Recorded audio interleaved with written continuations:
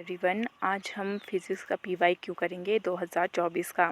हमने 2025 की PYQ solve कर दिए है फिज़िक्स, केमिस्ट्री और बायो। तो आप मेरे चैनल पे वीडियो देख सकते हैं। अगर आपको वीडियो अच्छी लगी हो तो कमेंट में ज़रूर बताना।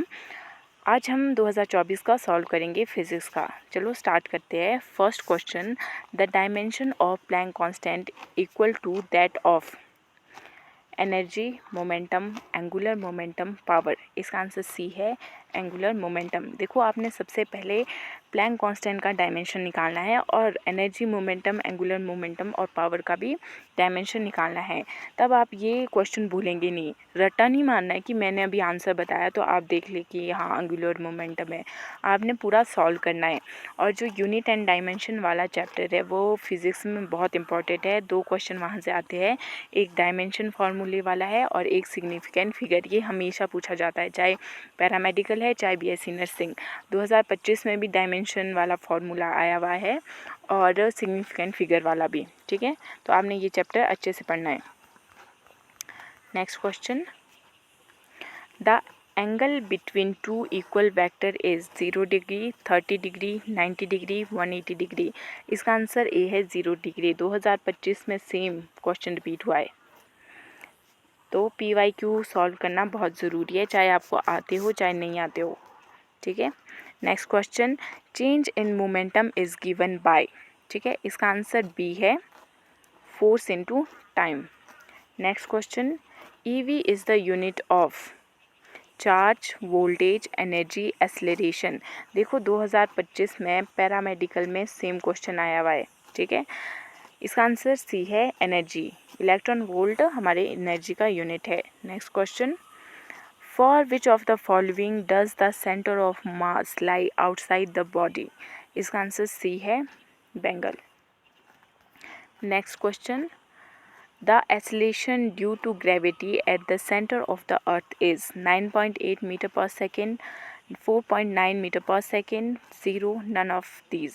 इसका आंसर सी है, 0। देखो, आप 9.8 में कंफ्यूज मत होना, क्योंकि इन्होंने पूछा है कि अर्थ के सेंटर में कितनी ग्रेविटी होंगी, तो ये 0 होती है।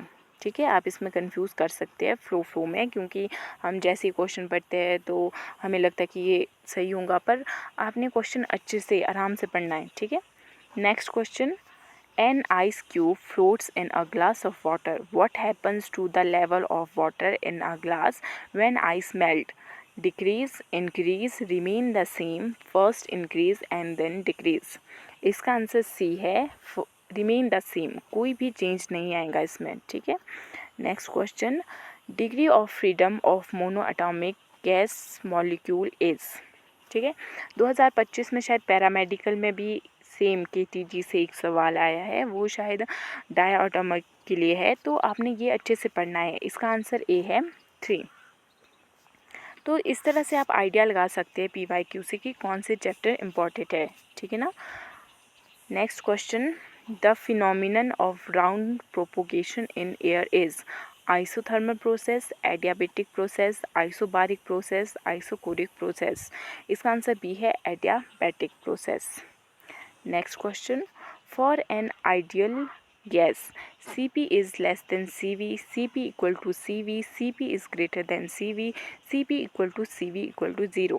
इसका आंसर C है, Cp is greater than Cv।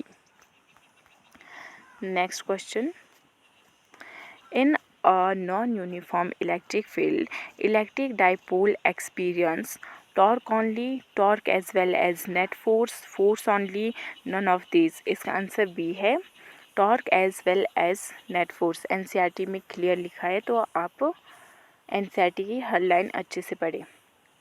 Next question, if mobility of electron is U E and mobility of hole is U H, then. इसका आंसर बी है, यू ई। जो हमारे पास इलेक्ट्रॉन है वो ज़्यादा होंगे होल से। Next question, a galvanometer acting as voltmeter will have. मैं इसका डायरेक्ट आंसर ही बता रही हूँ। इसका आंसर सी है, low resistance in parallel with coil. Next question, a transformer is a device which transfer DC voltage, AC voltage, AC and DC voltage none. इसका answer B है AC voltage. Next question, which of the following has smallest wavelength? Yellow rays, X rays, gamma rays. ठीक है, इसका answer वैसे D है, sorry जो सी है वो, मैं वापस से पढ़ती हूँ ये question. Which of following has smallest wavelength? Yellow rays, X rays, alpha rays या गामा रेज। इसका आंसर डी है गामा रेज। ठीक है, ये जो चैप्टर है इलेक्ट्रोमैग्नेटिक वेव, ये कितना इंपॉर्टेंट है आपको पता ही होगा।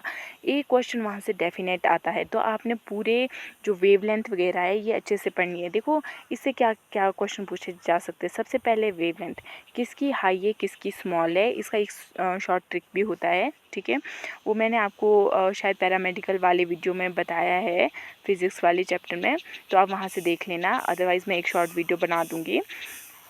सेकेंड फ्रीक्वेंसी पूछ सकते हैं, थर्ड एनर्जी पूछ सकते हैं। तो ये सीक्वेंस आपको पता होना चाहिए कि किसकी एनर्जी ज़्यादा है, किसकी एनर्जी कम है। 2025 में भी क्वेश्चन आया हुआ है वेवलेंथ से, तो आप सोच सकते हैं कितना इम्पोर्टेंट है ये चैप्टर। नेक्स्ट क्वेश्चन हमारा रे ऑप्टिक्स से है। Image form by an object of a compound microscope is. इसका आंसर डी है, रियल बनेगी, इनलार्ज होंगी और इन्वर्टेड होंगी वो। Next question,